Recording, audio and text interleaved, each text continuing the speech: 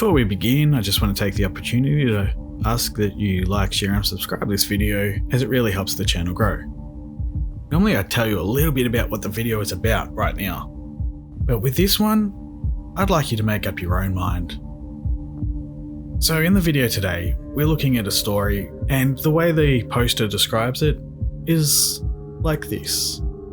Something extremely bizarre and unexplainable happened to me and my brother when we were kids. I still don't know what we experienced, but it is still as vivid as it was 35 years ago.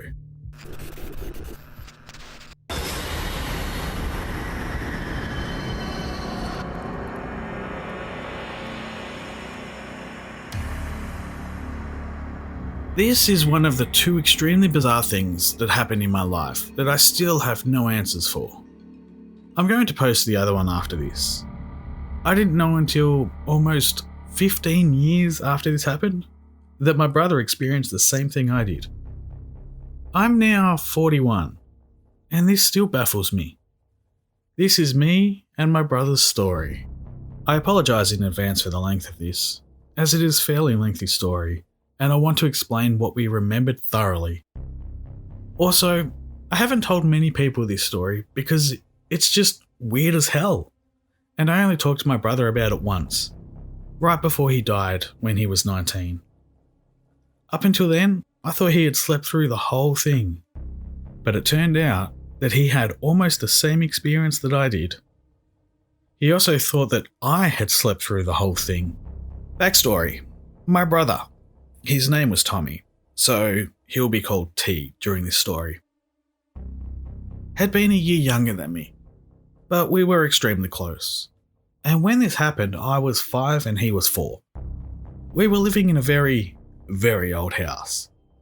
There had been several other creepy and weird things that happened in this house, but the events that occurred in this story only happened once.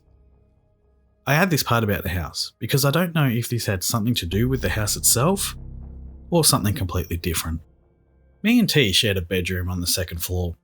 My bed was on the right side wall and T's ran parallel to mine on the left side wall. And they both faced the back wall where there was only one small window. That window looked out into the backyard and a whole lot of woods beyond the yard. There was absolutely nothing around for miles back there. No neighbours or roads or lights or anything. So just a huge expanse of black nothingness. Somewhat other necessary info is this. Sort of diagonal across the hall and also on the second floor was our mum's bedroom. It too only had one window, but it looked out into the front yard. But the way it was laid out, if someone was shining a light in through her bedroom, there's no way that you'd be able to see it from our room. The last important thing about my mum is that she's awesome. And if me or T called for her in the middle of the night, if we were sick or had a nightmare, she would always come to us. Always. So on this particular night, I woke up and it's very, very late at night. The house is quiet and I can hear my mum and T softly snoring. However, against the back wall, to the right of the window and facing me, is this perfectly round circle of pure blue-white light, the size of a dinner plate. I looked around and there's absolutely nothing making this light. It's not coming from the window because the window's dark, and this thing was on the same side of the window but to the right of it.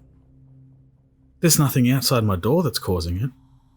And it was nothing like a light from a flashlight or headlights, where there would be areas of dimmer light within it. It's just this incredibly uniform, perfectly circular blue-white light. But the weird thing about this light was that for as bright as it was, it cast zero light upon anything around it. For as bright as this thing was, it should have lit up the room. It should have made the room glow. But it didn't. It was like all the light was consumed by and contained within this thing. My brother was still in shadows of dark. The rest of our room, and the hallway beyond, was still dark and quiet. This damn thing gets bigger and now moves to the other side of the window, still against the back wall, so now it's facing my brother. Now I'm freaked out and I start yelling for my mum. Nothing. I yell louder and still nothing happens. T doesn't even wake up, and I'm only a few feet from him. The light gets bigger, but now it's bouncing along the same back wall. Not moving off of it, but just bouncing up and down all over it. And while it's doing that, it's still growing bigger. But it's still not shining on anything. That damn thing could have lit up the whole house, but it didn't.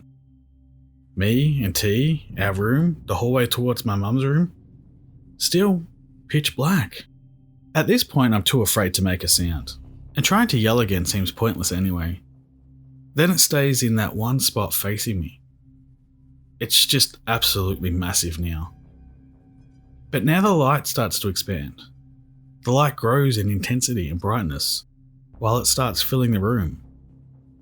I can't see T anymore, or my bedroom. I close my eyes, but it's still shining through it. It just keeps growing until everything is just pure white blue light. Then, it's morning, and my mum is waking me up. I started crying when I saw her, and asked why she didn't come when I called her last night. She said she never heard me. My brother never heard me either, and slept through the whole thing. Or so I thought. A few months before he died, we were with a group of our friends, and for some reason we started talking about scary, weird shit we experienced. I told this story, but my brother was completely freaked out. He told me that he had seen and experienced and remembered everything I did, with the exception of that, in the same way that when I was experiencing, I had looked at him and he appeared asleep, he had looked at me and I appeared asleep to him. He too had started yelling for me and my mum, and neither of us had woken up or heard him. Just like when I had yelled for him and my mum, and no one heard me. That's our weird as hell story. I had posted this a few weeks ago and it somehow got deleted, but I really wanted to put this story out there. So if you read it the first time it was up, and had to read it again, I apologise. I also wanted to add that I am now almost 41, and I'm absolutely terrified to sleep without a nightlight on. And up until he died, my brother slept with one on too. To this day, I still have no idea what happened. And I thought about hypnosis, but I don't know if I really want to know what happened. Another reason why I wanted to post this was because a little while ago, I posted on here about a time a number of years ago where I had gotten off a bus and was 2 blocks away. But then it was 5 hours later, and some people found me unconscious on the side of the road with nothing medically wrong with me. I hadn't been doing anything that would cause that to happen, and it hasn't happened since.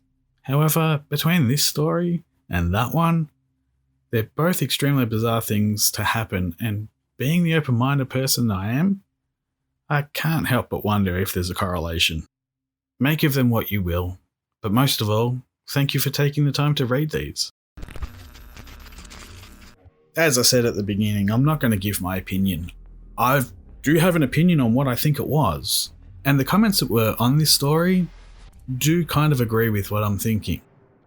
Anyway, thank you for listening. I hope you enjoyed the story and found it interesting. As always, a very special thank you to Purple Haze and Ghostface, as they continue to support this channel in spite of these uncertain times. If you want to show your support, the best thing you can do is to share, subscribe, and comment. Should you want to show further support, you can do so by joining the Patreon, grabbing some merch from Teespring, or even submitting stories and videos you'd like covered in the future over at the Ondiavari subreddit. And remember, it's always scarier when it's real. Good night.